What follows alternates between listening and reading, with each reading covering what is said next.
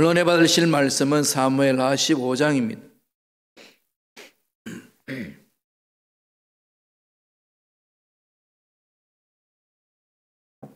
사무엘하 15장 7절에서 12절까지의 말씀을 다 같이 한 목소리로 합독하시겠습니다. 4년 만에 압살롬이 왕께 아뢰되 내가 야훼께 서원한 것이 있사오니 청하건대 내가 헤브론에 가서 그 서원을 이루게 하소서. 당신의 종이 아람 거술에 있을 때에 서원하기를 만일 야훼께서 반드시 나를 예루살렘으로 돌아가게 하시면 내가 야훼를 섬기리다 하였나이다. 왕이 그에게 이르되 평안히 가라 하니 그가 일어나 헤브론으로 가니라. 이에 압살롬이 정탐을 이스라엘 모든 지파 가운데 두루 보내 이르기를 너희는 나팔 소리를 듣거든 곧 말하기를 압살롬이 헤브론에서 왕이 되었다 하라 하니라.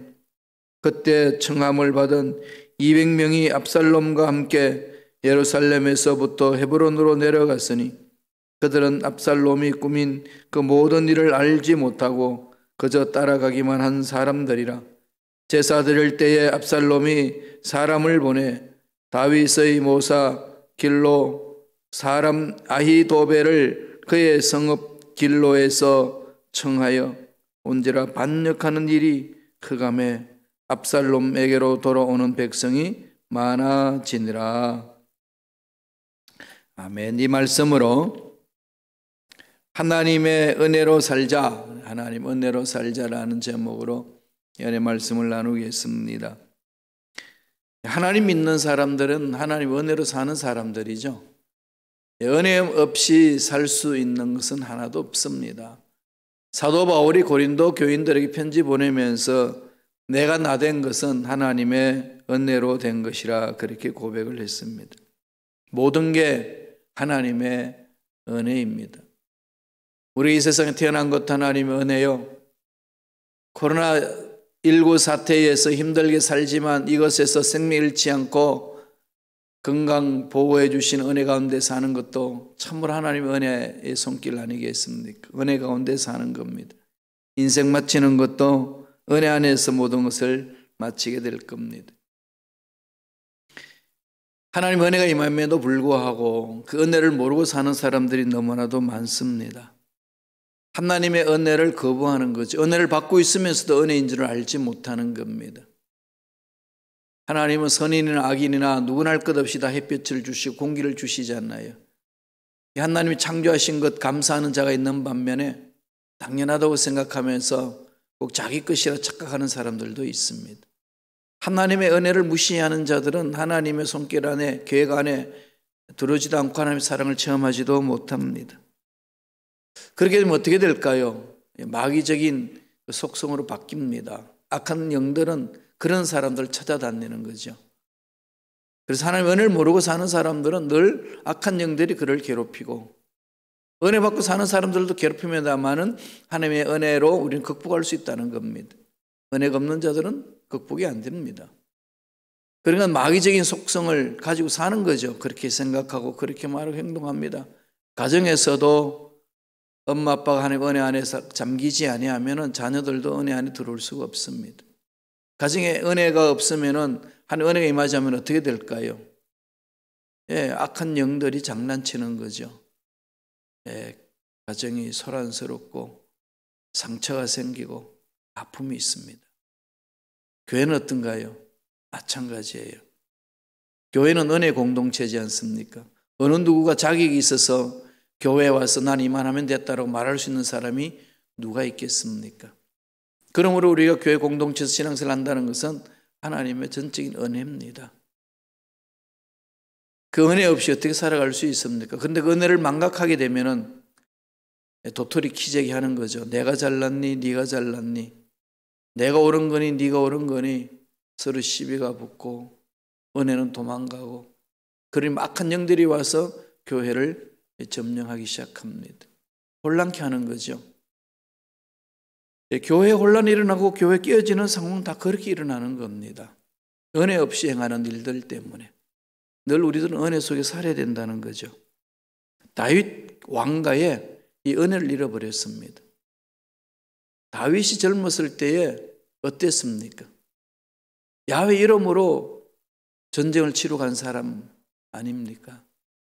천천히 하나님께 물어보고 하나님 은혜는 살 수 없는 그가 왕이 되고 나서 안정을 찾고 통일 왕국이 되고 많은 부인을 거느리고 많은 자식을 낳으면서 하나님의 은혜를 점차적으로 잃어버리고 그저 그냥 생활에 적응하면서 사는 그런 삶이었습니다. 그래서 밧세바를 범하게 되고, 그랬을 때 하나님 책망한 것은 네가 힘 있는 자가 왜 힘없는 자를 그렇게 약탈하고 괴롭히냐, 이거 아니겠어요? 늘 하나님은 고아와 과부, 나그네를 돌보는데 하나님 마음이 있으시거든요. 트럼프 행정부에서 하고 있는 이민 정책은 하나님 마음과 반대하는 겁니다. 이 그리스도인들이요, 그저 그냥 내가 돈 많이 받고 산다, 이게 안주하면 안 됩니다. 하나님 마음이 어디에 있는지를 집중하셔야 돼요. 나그네를 돌보는 겁니다. 이런 일에 우리는 마음을 늘 하나님 앞에 고하고 기도하고 내가 살고 있는 현장에 어떤 일이 일어난지를 봐야 되는 것 아니겠습니까? 끼어 있어야 된다는 거죠. 다윗이 끼어 있지 못함으로 그런 일들을 저질릅니다. 그래서 하나님이 책망하면서 경고적인 예언을 했잖아요. 너희네 집에 칼이 끊기지 아니라. 무슨 얘기죠? 분쟁이 끊임없이 일어날 거다. 칼부림이 일어난다. 이 경고적인 예언이 뭘까요? 대비하라는 거죠. 끼어있으라는 거 아니겠습니까? 막으라는 거죠. 네가 이것을 정신 차리고 하나님 은혜 안에 들어오지 아니하면은 그냥 악한 영들이 장난치면서 왕과 전체를 흔들어 버릴 것이다.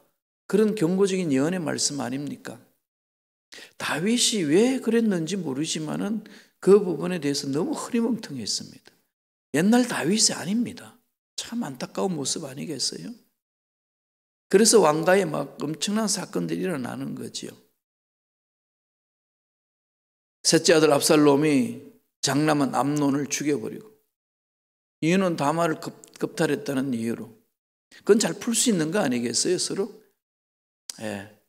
결혼을 성사시킨다든지.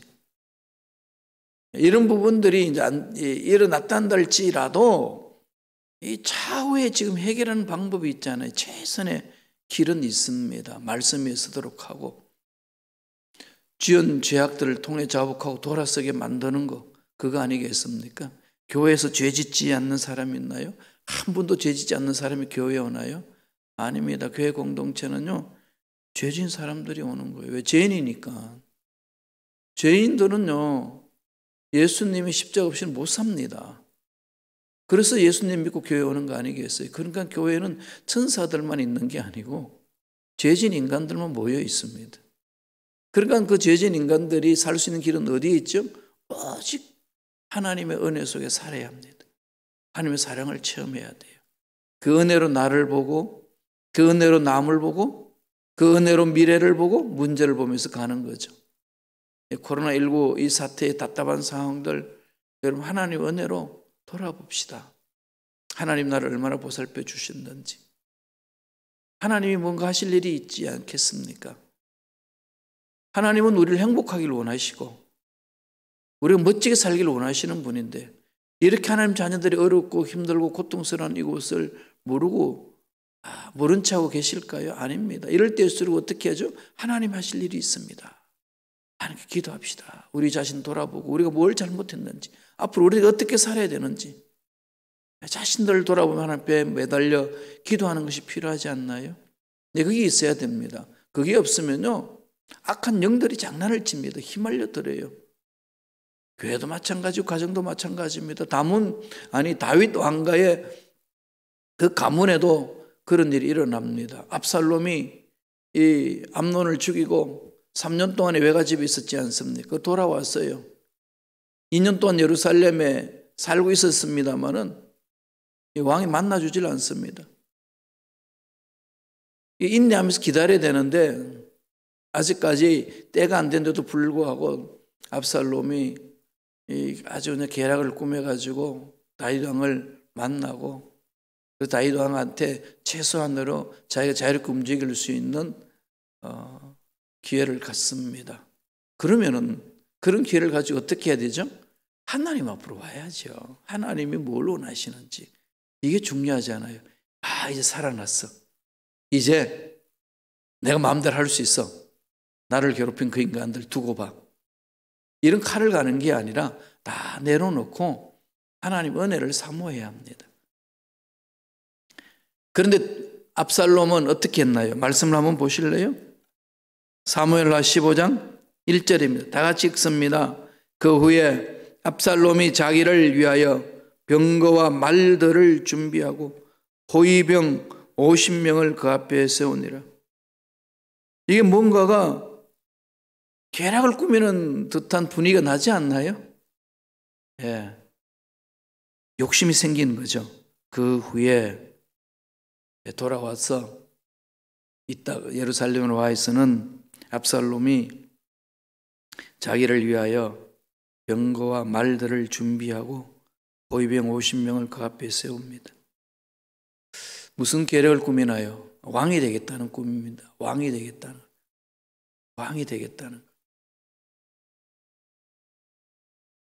왕을 몰아내고 자기가 왕이 되겠다는 거죠. 결과적으로 말씀드리면은 압살롬은 이러한 정말로 파렴치한 짓을 했지 않습니까? 아버지를 대항하고 결국 반역을 했는데 어떻게 되죠? 결과론적으로 실패하죠. 하나님이 지켜보시잖아요. 하나님이 압살롬 손을 들어준 게 아니고 다윗 손을 들어줬습니다. 여기에서 우리가 좀 깊이 깨달아야 되는 거죠. 이 압살롬의 반역은 어디서 출발했을까요? 탐욕이죠. 탐욕. 하나님은 이 압살롬의 반역을 통해서 우리에게 던지시는 메시지가 있습니다. 첫째로 뭘까요? 탐욕에서 벗어나라. 우리를 망치는 것은 탐욕이거든요. 내 있는 위치에서 벗어나는 게 탐욕이잖아요. 하나님이 나를 창조하신 그 자리가 있잖아요. 그 뜻이 있잖아요. 계획이 있습니다. 나는 나다라는 거예요. 그럼요. 어느 누구도 내가 할 수 있는 일을 대신해서 할 수 없는 그 무엇이 하나님의 형상을 입어 창조된 우리 모두에게 있습니다. 그 사람만 가지고 있는 독특성이 있잖아요. 그게 목숨 걸고 달려드려야죠. 그래야만이 삶이 있는 처소에서 또 내 삶에 하는 영역에서 1인자가 될 수 있지 않나요? 최후자리 될 수 있는 거죠. 모두가 최후가 아니겠습니까? 그렇게 사는 것이 하나님의 뜻인데 세상은 줄서기 세우잖아요. 어떤 목표 하나 딱 정해놔놓고 몰려들어. 그래서 서열을 만듭니다. 정말 속된 말로 피 터지게 싸우면서 그 입자로 올라가려고 그러잖아요. 거기에는 1등은 한 명밖에 없습니다.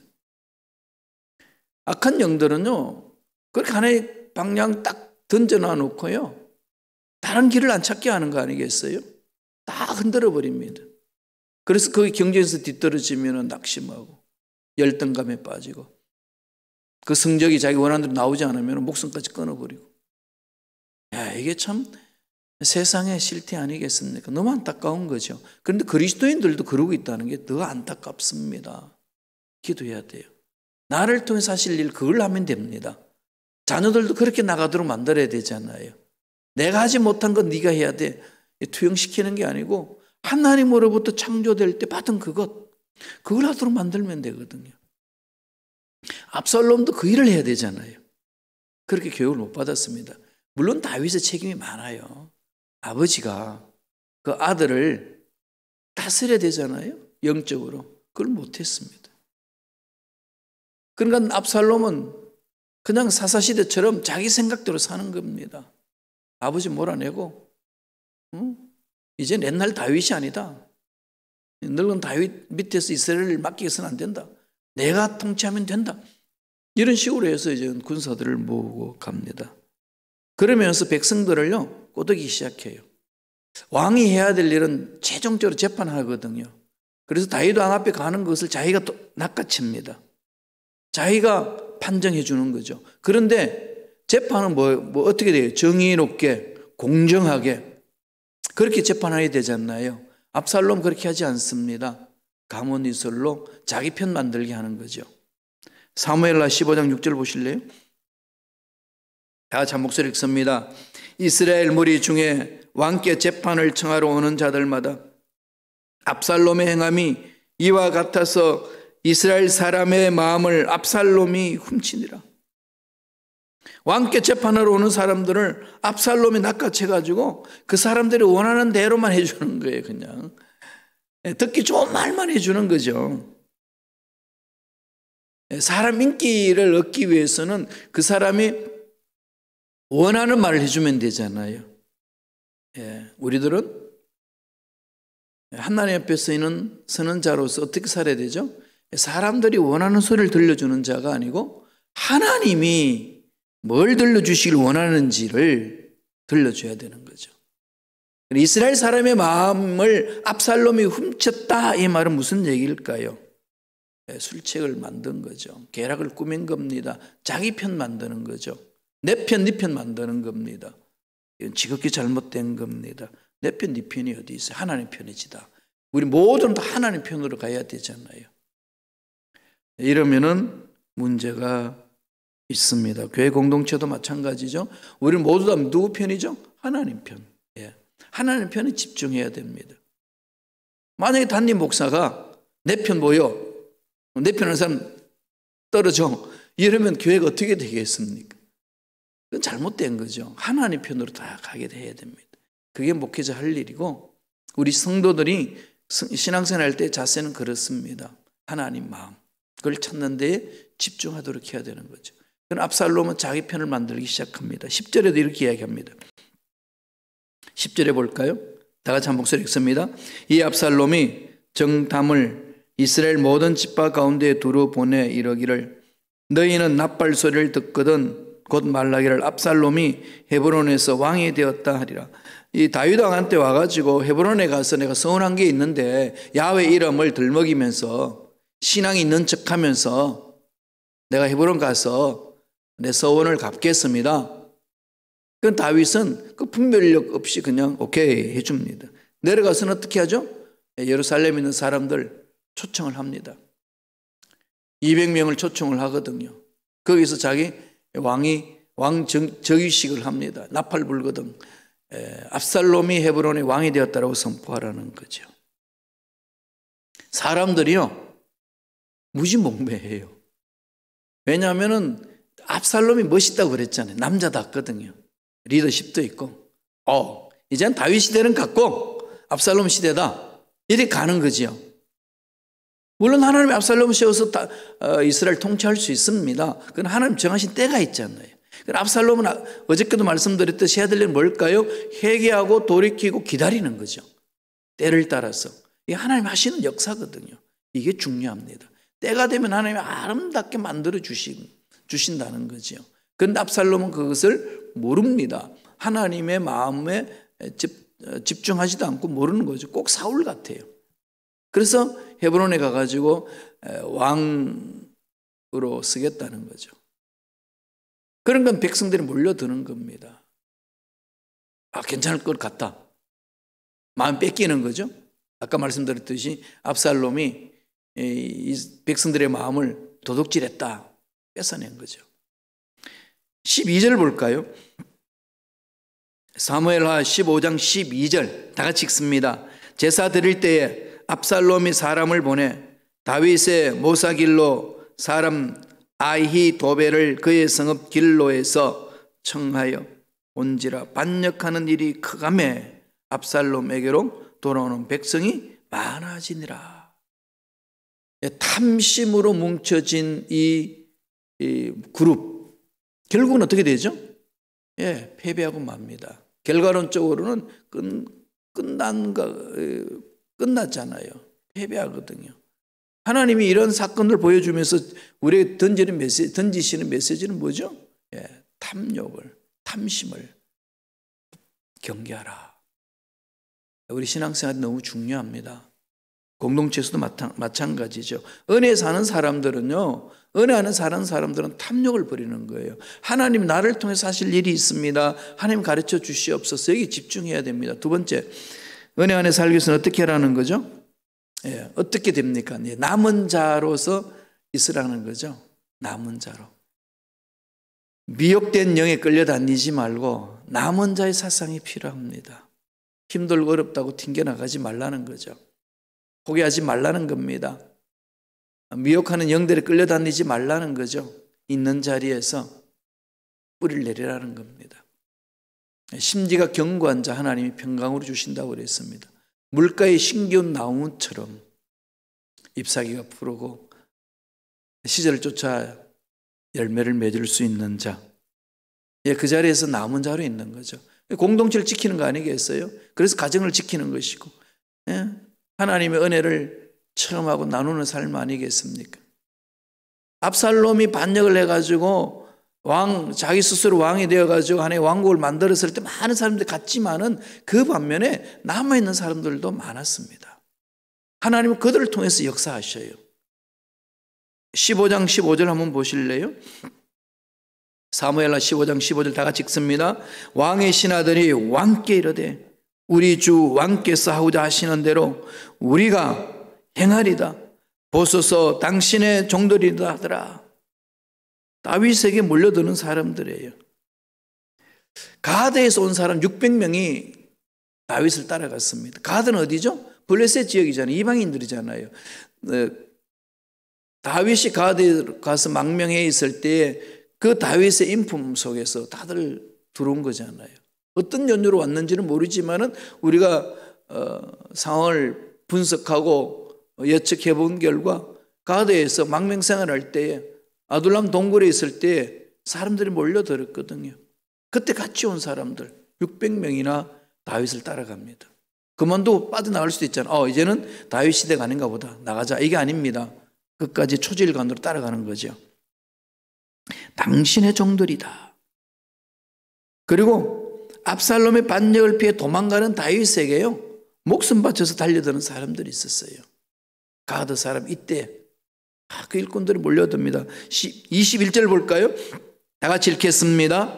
이때가 왕께 대답하여 이르되 야훼의 살아계심과 내 주 왕이 살아계심으로 맹세하옵나니 진실로 내 주 왕께서 어느 곳에 계시든지 사나 죽으나 종도 그곳에 있겠나이다 하니 이때 이름 이때 이게 정말 이때 내가 부르심을 받으면 이때임이라 이때가요 목숨 바쳐서 다윗을 따라갑니다. 하나님이 붙여주는 거죠. 왕의 피난길에도 그냥 내팽개치지 않습니다. 제사장들도 같이 동참을 합니다. 하나님이 일을 이루실 때에 하나님 앞에 방향을 정하고 나아가면은 하나님이 사람들을 붙여주시고 이끌어주시고 나아간다는 거죠. 우리는 늘 하나님의 능력에 사모하고 은혜를 사모하고 하나님의 음성을 듣는 데 집중해야 합니다. 다 뜻이 있는 거 아니겠습니까? 사무엘하 15장 32절에 보면 또 하나의 일꾼을 하나님이 소개합니다. 다 같이 한번 읽어볼까요? 다윗이 하나님을 경배하는 마루턱에 이를 때에 아렉 사람 후세가 옷을 찢고 흙을 머리에 덮어쓰고 다윗을 맞으러 온지라. 왕이시여 여기까지 오시나이까. 왕가에 이런 일이 있었다는 것은 있을 수 없는 일입니다. 그냥 옷을 찢고 흙을 머리에 덮어쓴다는 것은 이건 우리들이 왕을 잘 섬기지 못해서 이런 일이 일어났습니다. 통해 자복하는 거 아니겠어요? 그 후세가 와요. 이 후세가요 나중에 귀하게 쓰임 받습니다. 압살롬 진영으로 다윗이 보내요. 너 그 압살롬의 계략을 흔들어 버리라. 나 왕 따르겠습니다. 그러지 말고 그냥 거기 가서 압살롬 밑에 있는 척으로 네가 해라. 계략을 꾸며주는 거죠. 그렇게 해가지고 압살롬의 계계를 다 흩어져 버려요. 이 사람이 바로 후세입니다. 이렇게 하나님 일을 할 수 있는 걸 붙여주는 거잖아요. 그러니까 우리들이 해야 될 일은 뭐겠습니까? 하나님, 추수할 일꾼들을 우리 모두에게 허락하여 주옵소서. 힘들고 어려운 이때에 추수할 일꾼들 준비시켜 주시고, 이 코로나19 사태가 다 끝나는 순간에 추수할 일꾼들이 모여서 하나님의 기뻐하신 일을 감당하게 역사해달라고 부르짖는 겁니다. 기도가 중요한 거죠. 하나님 마음에 사로잡혀야 됩니다. 이런 사람들을 통해서 하나님 우리 주시는 교훈이 있잖아요. 남은 자로 있으라는 거죠. 남은 자 사상. 정말로 중요합니다. 이스라엘이 멸망받을 수밖에 없는 상황 속에도 그런 남은 자를 통해서 하나님 역사를 일으켰습니다. 마지막 세 번째로 하나님이 우리에게 말씀하는 게 있습니다. 뭘까요? 환난 가운데서도 기도하라. 압살롬을 피해 도망가는 다윗이 이렇게 기도합니다. 31절이에요. 사무엘하 15장 31절 다 같이 읽어볼까요? 어떤 사람이 다윗에게 아뢰되 압살롬과 함께 모반한 자들 가운데 아히도벨이 있나이다. 아니 다윗이 이르되 야훼여 원하옵건대 아히도벨의 묘락을 어리석게 하옵소서 하니라. 이 아히도벨은요, 이 완전히 지략가거든요. 전략가입니다. 다윗의 모든 이 왕정을 돕고 건면했던 비서실장 같은 역할을 한 사람이거든요. 묘락가예요. 그런데 이 친구가 완전히 그쪽으로 돌아가 버려요. 압살롬 쪽으로. 그러니까 다윗이 충격을 받습니다. 그래서 이 아히도벨을 꺾기 위해서 하나님이 후세를 보내준 거죠. 그렇게 해가지고 그 사람을 통해 가지고 하나님이 귀한 일들을 이루어 주십니다. 그 다윗이 기도할 때에 야훼여 아히도벨의 묘락을 어리석게 하옵소서. 압살롬을 도우면서 지략을 꾸미는 거 다 깨트려 달라는 거죠. 그런데 아히도벨이 지략이 얼마나 뛰어났는지요, 성경에는 이렇게 설명을 해줍니다. 사무엘하 16장 23절에 있어요. 우리 다음에 볼 것이지만은 앞당겨서 볼까요? 사무엘하 16장 23절 읽습니다. 아히도벨의 베푸는 묘락은 하나님께 물어 받은 말씀과 일반이라. 저의 모든 묘락은 다윗에게나 압살롬이나 이와 같더라. 하나님께 물어 받은 말씀, 하나님이 던져주신 지혜라는 거죠. 하나님이 가르쳐주신 그런 지혜가 아히도벨에게 있다는 겁니다. 그래서 다윗이 충격을 먹은 거예요. 이 아히도벨이 압살롬과 손잡고 움직였으니 정말로 이 왕가가 정말로 힘들겠다는 거죠. 이 통일 왕국에 위험이 있다는 것을 느끼는 겁니다. 그래서 다윗이 기도하는 겁니다. 하나님, 아히도벨의 저 지략을 없애주시옵소서. 기도했어요. 결과가 어떻게 된지 압니까? 나중에 나옵니다. 17장에 넘어가면은요, 이 아히도벨의 지략이 완전히 후세한테 패합니다. 하나님이 붙들어 주신 사람한테 패해요. 하나님 영이 떠나면 그런 거죠. 말씀 보실까요? 사무엘하 17장 23절입니다. 다 같이 우리 한 목소리를 읽겠습니다. 아히도벨이 자기 계략이 시행되지 못함을 보고 나귀의 안장을 지우고 일어나 고향으로 돌아가 자기 집에 이르러 집을 정리하고 스스로 목매어 죽음에 그의 조상의 묘에 장사되니라. 자살로 끝내버려요. 아무리 자기들의 탐욕을 가지고 뭔가를 이루겠다고 몸부림을 쳐도 하나님이 역사하지 않으면요, 그건 다 하나님께서 그냥 없애버리는 거죠. 무산시키는 거죠. 안 되는 겁니다. 여기에 우리 예수 믿는 저와 여러분들 당당함이 있는 거 아니겠어요? 눈에 보이는 것이 힘들고 손에 잡히는 것이 귀에 들리는 것이 없고 어려운 상황이 있단다 할지라도 죽은 자도 살리시고 없는 것도 있게 하신 하나님이 우리와 함께 하시면은 이 어려운 모든 문제 능히 이겨낼 줄로 믿습니다. 아버지 붙들어 주시옵소서 기도하는 거 아니겠어요? 아히도벨이 그런 묘락을 가지고 난리를 쳐도 하나님이 후세를 통해 가지고 역사하시면은 그냥 끝나는 겁니다. 코로나19 사태가 아무리 난리를 쳐도 여러분 이것 때문에 너무 답답하시죠? 지금 이 주지사가 5월달 한 달 동안 다시 집에 머물라고 그랬잖아요. 그래서 또다시 우리는 온라인으로 5월 한 달을 그렇게 예배 이렇게 드려야 됩니다. 답답하죠? 이럴 때일수록 어떻게 됩니까? 기도해야 돼요. 부르짖어야 됩니다. 하나님 이 상황이 하나님의 은혜로, 하나님의 능력으로, 하나님의 방법으로 잘 극복할 수 있도록 인도해 달라고. 이런 상황 속에서 조급하지 않고 하나님 때를 기다리면서 내 자신을 돌아보고 하나님의 뜻을 이루어드리는 일꾼들 되게 인도하여 주옵소서. 그렇게 부르짖음으로 하나님이 예비하신 복을 받아 누리시기를 간절히 축복합니다. 그렇게 가셔야 돼요. 오늘 다윗 왕가에 다윗 셋째 아들 압살롬이 자기 왕되기 위해서 반역을 합니다. 사람들 불러보았어요. 백성들은 잘 모르잖아요. 무지몽매하니까 그냥 따라가는 겁니다. 실세가 거기인가 보다 하고. 그렇지만 하나님은 마음이 어디에 있느냐? 그게 우리에게 중요하잖아요. 그죠? 다윗에게 손들어줘요. 하나님은 압살롬을 멸해 줍니다. 탐욕의 결과고 하나님 볼로 서지 못한 결과고 요지부당 해야 되는데 그러지 못하고 흔들려 버리는 거죠. 이 바람이 나는 개와 같이 이리 갔다 저리 갔다. 이제 그럴 필요 없으면 딱 마음을 모읍시다. 하나님 앞에 딱 바위돌처럼 말씀을 하며 뿌리를 내리고 하나님 함께 하신 반드시 될 줄로 믿습니다. 어떤 어려움이 있어도 기도하며 나아가면은 때가 되면 하나님 멋지게 저와 여러분 삶을 윤택하게 멋지게 행복하게 만들어 주실 줄로 믿습니다. 그 은혜가 넘쳐나길 간절히 축복합니다. 기도하겠습니다. 하나님 아버지 감사와 찬양을 드립니다. 아무리 힘들고 어렵다 한달지라도 살아계신 하나님이 우리와 함께 하시기에 능히 우리는 이겨낼 줄로 믿습니다. 흔들리지 않게 하여 주시옵시고 말씀에 쓰게 도와주시고 바람에 나는 겨와 같이 이리 갔다 저리 갔다 요동하는 자가 되지 않게 하여 주시고 시냇가에 심기운 나무처럼 뿌리를 내리며 시절을 쫓아 과실을 맺는 믿음의 일꾼들이 되게 역사하여 주시옵소서. 예수 이름으로 명하노니 우리의 믿음을 흔들고 말씀에 서지 못하고 하나님의 은혜 안에 들어가지 못하도록 괴롭히는 모든 원수마귀들은 떠나갈지어다. 장애물들은 제거될지어다. 병만은 사라질지어다. 앞날에 좋은 일들이 일어날지어다. 축복해 주신 하나님을 찬양합니다. 은혜 감사 예물 드립니다. 예물 드린 손길 기억해 주시고 30배 60배 100배 놀란 복을 받아 누릴 수 있도록 역사하여 주시옵소서.